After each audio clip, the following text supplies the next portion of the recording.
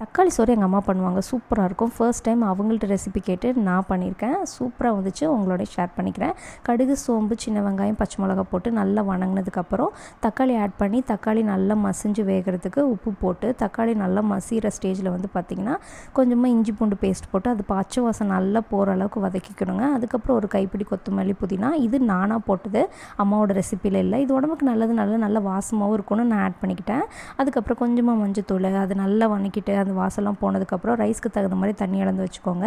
இந்த தக்காளி சாதத்தில் நீங்கள் வேறு மாதிரி ஏதாவது பண்ணுவீங்க, இன்னும் ஆட் பண்ணலான்னா கண்டிப்பாக கமெண்ட்டில் சொல்லுங்கள். இந்த மாதிரி ட்ரை பண்ணி பார்த்துட்டு எப்படி இருந்துச்சுன்னு கண்டிப்பாக உங்களோட ஷேர் பண்ணிக்கிறேன். குக்கர் வந்து புதுசு, தனியாக ஹீட் பண்ணி ஸ்டிக்கரை உரிச்சா கேஸ் வேஸ்ட்டு. அதில் குக் பண்ணும்போதே அந்த ஹீட்லேயே ஸ்டிக்கரை பிரித்து எடுத்துட்டேன். எப்படி ஐடியா? நீங்கள் மறக்காமல் என் ஐடியா எப்படி இருந்துச்சுன்னு கமெண்ட் பண்ணுங்கள்.